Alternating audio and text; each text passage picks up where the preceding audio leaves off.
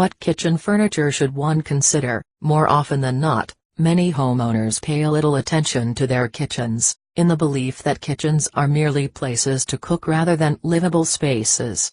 If you count yourself among them, you'd need to do a rethink, because you can make your kitchen far more livable and inviting than it is with a smart combination of kitchen furniture.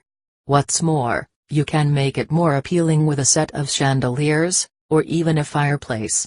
However, the first task is to ensure that your kitchen is equipped with all functional appliances and accessories, not only to accentuate the look of the kitchen, but to handle cooking and other chores in a more convenient and efficient manner.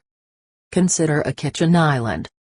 A kitchen island is an extremely practical and functional furniture idea to consider for your kitchen. In addition to creating extra working space to cook comfortably, it also offers generous storage space for keeping utensils and other kitchen supplies out of the way.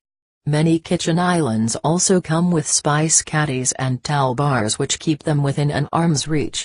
The Kitchen Island cum mobile cart model from Home Styles has its exterior made of solid wood and conceals a well-designed interior storage area.